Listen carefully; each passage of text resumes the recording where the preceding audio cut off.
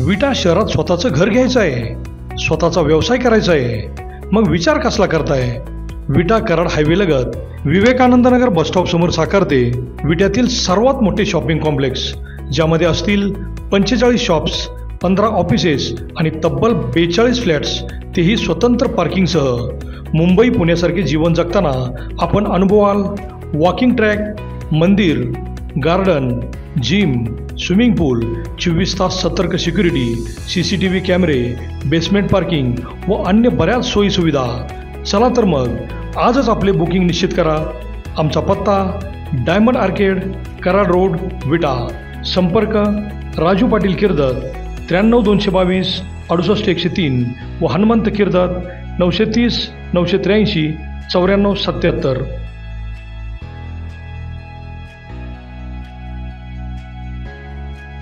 नमस्कार. प्राईम न्यूजमध्ये आपल्या सर्वांचे स्वागत. युवा नेते सुहास बाबर यांनी केलेले भाषण उपस्थितांच्या हृदयात घर करून गेले. स्वर्गीय अनिल भाऊ आणि टेम्पो योजनेचे नाते त्यांनी जनतेसमोर मांडले. सुहास बाबर यांना तमाम जनतेसमोर स्वर्गीय अनिल भाऊंचा राजकीय प्रवास मांडताना कंठ दाटून आला. ज्याप्रमाणे अनिल भाऊंनी जनतेची कामं केली, शेवटच्या श्वासापर्यंत ते जनतेसोबत राहिले, त्याच पद्धतीने मीही शेवटच्या श्वासापर्यंत जनतेच्या कामात व्यस्त राहीन असेही त्यांनी सांगितले. पाहूयात काय म्हणाले ते. तुमच्या लाडक्या बहिणींचा लाडका भाऊ येणार, त्यांना भेटायला तुम्हाला यावं लागतं. मोठ्या संख्येनं या माझ्या माता भगिनी उपस्थित राहिल्या. साहेब, लाडक्या बहिणीचे उदाहरण सांगणार मी माझ्या बोलण्याला सुरुवात करणार आहे. सुरेश भाऊ 4 दिवसापूर्वी 3रा हप्ता लाडक्या बहिणीचा जमा झाला आणि काही महिलांना पहिल्यांदाच साडीचा लाभ होता. एका मोठ्या भांड्याच्या दुकानामध्ये एक महिला गेली आणि तिनं एका वस्तूला बुक केल्याने सांगितले की मला ही वस्तू खरेदी करायची आहे, किंमत काय? तर दुकानदाराने सांगितले की 5,000 रुपये त्या वस्तूची किंमत आहे. महिलेने सांगितले की 45 रुपयेच मला द्या. ठीक आहे, तो नाही, मला 5च्या परवडत नाही. ही 4,500 रुपये मागत होते की 5,000 रुपये तो घ्या म्हणत होता. शेवटी व्यवहार 4750 रुपयाला खरेदी झाला होता आणि 250 रुपये कॅश दिली आणि 4,500 रुपये ऑनलाईन त्या खात्यावरती मानले. आणि सगळी वस्तू घेतल्यानंतर त्या दुकानदाराने त्या महिलेला विचारलं की याचं नाव काय आहे. त्या महिलेला असं सांगितलं, लाडकी बहीण आहे.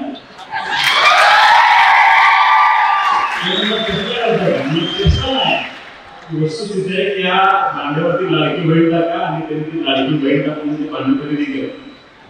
कोण कसा विचार करतो या योजनेबद्दल साहेब मला माहिती नाही, पण गेल्या 1 महिन्यामध्ये मी जे उदाहरण बघितले ते उदाहरण असं आहे की काही महिलांनी या पैशाचा वापर त्यांच्या आरोग्यासाठी केला, काही महिलांनी याचा वापर त्यांच्या मुलांच्या शिक्षणासाठी केला. आणि निश्चितपणे कदाचित पुरुषांच्या हातामध्ये गेलेला पैसा वेगळ्या ठिकाणी जाऊ शकतो, पण महिलेच्या हातामध्ये गेलेला पैसा हा निश्चित संस्कार केला आहे. त्याबद्दल मी या तमाम अभिनंदन करतो. साहेब, 4व्या टप्प्याचा भविष्य कार्यक्रम होत असताना 2 भावना मनामध्ये दाखवल्या. एका डोळ्यामध्ये हसू आहे, पण गेली अनेक वर्ष आमच्या मतदारसंघाच्या योजनेची वाट बघत होता आणि अनिल भाऊंनी जे कष्ट आयुष्यभर होत असतो ती योजना पूर्णत्वास जात असलेला आनंद एका डोळ्यामध्ये. दुसऱ्या डोळ्यामध्ये असो आहे की असो या कारणासाठी जी योजना पूर्ण व्हावी यासाठी अनिल भाऊंनी आपलं आयुष्य मनाला लावलं. आज योजना पूर्णत्वास जात असताना ते बघायला अनिल भाऊ नाही, याचं दुःख मात्र आमच्या डोळ्यामध्ये निश्चितपणे आहे. त्यामुळे दोन्ही भावना तुमच्या समोर प्रकट असताना एका गोष्टीचा आनंद मात्र खूप मोठा होतो. साहेब, काय या योजनेचा साहेब काही घटना त्या पाठीमागे सांगत माझं नैतिक कर्तव्य समजतो. साहेब, अनिल भाऊ सरपंच पदापासून ह्या कारकिर्दीपर्यंत आमदारकीपर्यंत पोहोचले. 1992 साली ही योजना त्यांनी पहिल्यांदा प्रत्यक्षात मांडण्याचा प्रयत्न केला. 55 सरकार बदललं, भाऊंचा पराभव झाला होता, पण थोडंसं त्यावेळेला युती शासनाने या योजनेला मान्यता दिली आणि काम सुरू झालं. 1990 ला पुन्हा आमदार झाले. पूर्ण करण्याचा प्रयत्न करत होते. 2004 पर्यंत थोडंफार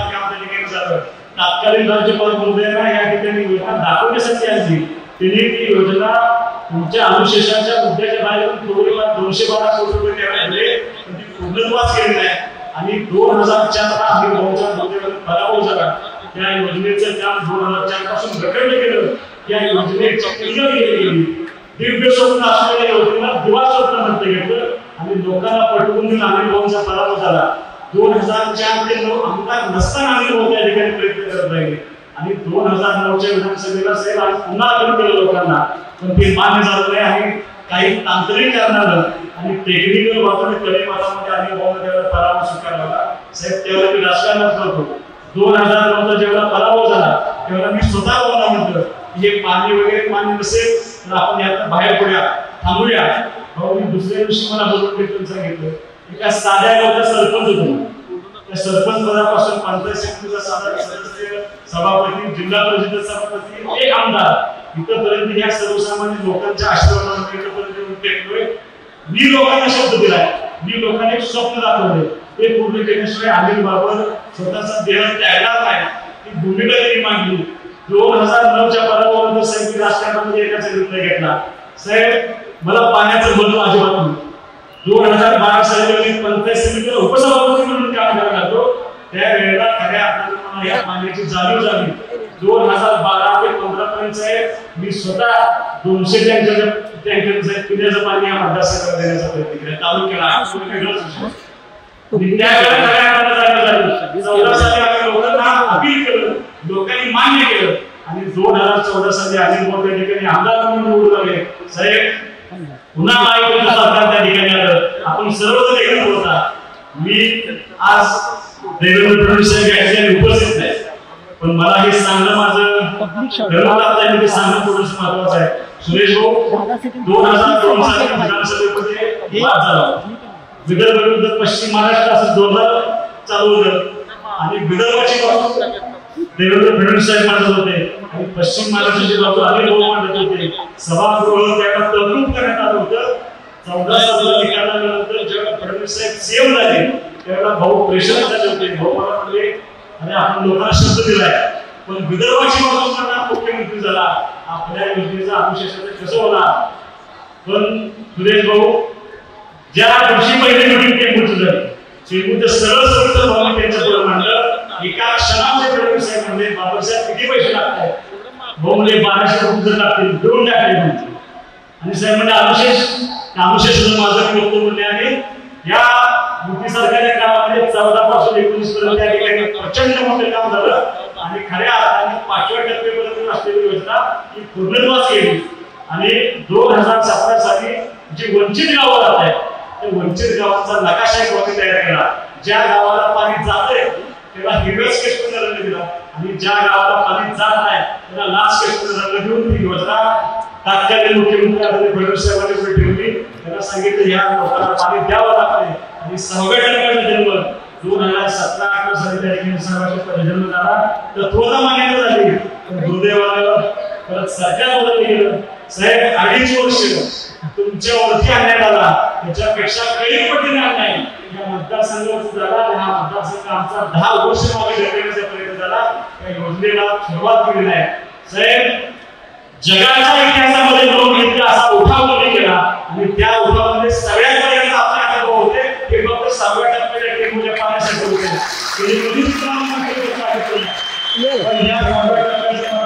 काम करून दिलं पाहिजे. आणि साहेब मतदारसंघाच्या वतीनं आदरणीय फडणवीस साहेब आणि तुमचं आम्ही मनापासून करतो. साहेब तुम्ही नसता हे 6व्या टप्प्याचं काम कधीच झालं नसतं आणि 40 गावं आमची अशीच त्या ठिकाणी पाठपुरावा करत राहिली असती. मी तुमचं मनापासून या ठिकाणी कुटुंबाच्या वतीनं मनापासून आभार मानतो. साहेब आज समोर सगळे म्हणले अशा परिस्थितीमध्ये भाऊ नसताना सगळे पहिल्यांदा हे करतात. मी साहेब तुम्हाला एवढंच आठवण की गेल्या 8 महिन्यापूर्वी अनिल भाऊ आम्हाला सगळ्यांना सोडून गेले. ज्या वेळेला 6व्या टप्प्याची प्रशासकीय मान्यता होती त्यावेळेला देसाई साहेब साक्षीदार आहेत. नागपूरमध्ये मंत्रिमंडळाची बैठक चालू होती. अनिल भाऊ पुढची टप्पा काय बसले होते आणि 9 नंबरचा विषय होता. 9 नंबरचा विषय आल्यानंतर देसाई साहेबांनी तुम्हाला आठवण करून दिली की अनिल भाऊचा विषय आहे आणि तुम्ही एका सेकंदात सांगितलं मान्यता देऊन टाकल्या 6व्या टप्प्याच्या बसेस किमान केला. अशी ही झालेली सुरुवात. त्या दिवशी तुमचा सगळ्यांना सत्कार भावनी केला, काही अधिकाऱ्यांचा सत्कार भावनी केला आणि कार्यकर्त्यांना भाऊ भेटल्यानंतर भाऊ एवढंच सांगितलं, अनिल बाबांच्या आयुष्यातल्या सगळ्यांची इच्छा पूर्ण झाल्या. ज्या वेळेला सगळ्यांना असं वाटत होतं की अनिल बाबा मंत्री व्हावे, त्यावेळेला भाऊने असं सांगितलं की मी जो शब्द दिला होता त्या शब्दात अनिल बाबा उतराही झालाय. आता कशाची मला अपेक्षा नाही. आई गेल्यानंतर माझे वडील खचले होते साहेब, पण त्याच्यापेक्षा जास्त मी माझा भाऊ खचलो होतो. आमच्याकडे बघून त्यांनी जगण्याचा प्रयत्न केला. आई गेल्यानंतर 2 महिने तिने आम्हाला बोलून सांगितलं की तिच्यासाठी करायला पाहिजे होतं. कदाचित आमदार म्हणून यशस्वी ठरलो असेल, पण मी नवरा म्हणून यशस्वी ठरलो नाही. मी कधी पिक्चरला गेलो नाही, कधी जेवायला गेलो नाही, कधी फिरायला गेलो नाही. माझं दुर्दैव असं की मी कधी तिला वेळ दवाखान्यात 2 करू शकलो नाही. तिच्यासाठी मी काही करू शकलो नाही. आता इथून पुढे मी तुमच्यासाठी काय करेल ही अपेक्षा मनामध्ये बाळगू नका. जेवढं मला देवाला आयुष्य दिलंय ते उर्वरित आयुष्य समर्पित भावनेने लोकांसाठी जगण्याचा प्रयत्न करेल. त्यांनी त्या 1.5 वर्षामध्ये तसंच केलं आणि टेंबू जिल्ह्याचा 6वा टप्पा मंजूर झाल्यानंतर साहेब 15 दिवसात अनिल भावाला सांगितलं. साहेब 2014 ते 19 तुम्ही सुद्धा मंत्री होता. त्यावेळेला अनिल भाऊंचे तुमचे संबंध एवढे दृढ नव्हते, पण 19 नंतर 24 पर्यंत साहेब तुमचे अनिल भाऊंचे संबंध अतिशय दृढ झाले. नियतीच्या मनामध्ये निश्चितपणे काही डाव असतात. ज्या वेळेला अनिल भाऊंना माझ्या आईला माझ्याकडून खेचून घेतलं, काढून घेतलं, प्रचंड मोठा संकट आमच्या कुटुंबावरती आलं होतं. जगायचं कसं असा प्रश्न उपस्थित होत असताना साहेब जे कुटुंब आम्ही आज तुमच्या पुढे उपस्थित आहे एवढ्या ताकदीने जे करतोय हे सगळं आपलं एक समोर बसलेल्या मायबाप जनतेला आम्हाला आशीर्वाद दिला, धीर दिला म्हणून आम्ही सगळं करतो. आणि त्याच्यापेक्षा पुढे जायचं सांगितलं. तुमच्या बाबतीत एक मत आहे की अनाथांचा नाथ एक नाथ आहे आणि देवाला मला त्याच भूमिका आलं थोडं साहेब. अनाथ केल्यानंतर राजकारणामध्ये टिकण्यासाठी जी मदत करायला पाहिजे होती ती प्रचंड म्हणून ना करून तुम्ही आला, तुम्ही आम्हाला या मतदारसंघाला प्रचंड मोठी ताकद देण्याचा प्रयत्न केला साहेब. होऊ गेल्यानंतर सगळ्यांना असं वाटत होतं की ह्या कुटुंबाचं कसं होणार, राजकारणाचं कसं होणार, पार्टीचं कसं होणार. पण मी मुद्दाम तुम्हाला सांगतो साहेब, माणसाच्या आयुष्यामध्ये काही नक्की त्याला जन्मजात मिळत असते. आई वडील भाऊ बहीण चुलते मावशी काका मामा मामी हे सगळे जन्मजात मिळतात. काही नाते असे असतात की त्याला मिळवावे लागतात. तो नाता असा की मित्राचं नाते असतं. मी मित्र म्हणून अनेक लोक मिळवले. राजकारणाचे काम करत असताना जे जे मला जोडले गेले ते मित्र म्हणून जोडण्याचा मी प्रामाणिकपणे प्रयत्न केलाय. पण त्याच्या पुढे जाऊन साहेब मला जे माणसं मिळाले, मला ज्या शक्ती मिळाली ते अनिल भाऊंच्या उपकारामुळे, त्यांच्या आशीर्वादामुळे माझ्यावरती प्रेम करणारे भाऊंच्या नंतर समोर बसलेले सगळे आमदार, अनिल भाऊंच्या पार्टीचे सगळे ज्येष्ठ कार्यकर्ते साहेब. राज्याच्या इतिहासात पहिलं उदाहरण असेल की वडिलांच्या पश्चिममध्ये एखाद्या मुलाला स्वीकारताना पार्टी एवढ्या ताकदीनं प्रयत्न करते. आज हे सगळं अनिल भाऊंचा ज्येष्ठ माणूस सगळे सरकारी अतिशय प्रामाणिकपणे या विधानसभेला यश मिळावं म्हणून ताकद द्यायला काम करण्याचा प्रयत्न करतायत. मी तुम्हाला एवढंच आश्वस्त करतो, मी आज ही विधानसभेच्या निवडणुकीचा विचार केला. तुम्ही येण्यापूर्वी काही लोक भाषण देत असताना भावी भावी म्हणून सांगत होते. मी त्यांना येऊन सांगितलं राजकारणाचा सगळ्यात धोकादायक शब्द कुठला असतो तो भावी. भावी काय म्हणू नका म्हणा. राजकारणामध्ये काय होणार मला माहिती. सुहास अशा कुटुंबात जन्माला आलाय की आणि वडिलांच्या पश्चामध्ये जसे माझे वडील जगले होते त्याच गोष्टी तुम्हाला मी सांगतोय. हा अनिल भाऊंच्या मुलाचा तुम्हाला शब्द आहे. शेवटच्या श्वासापर्यंत जसे भाऊ जगले होते तसं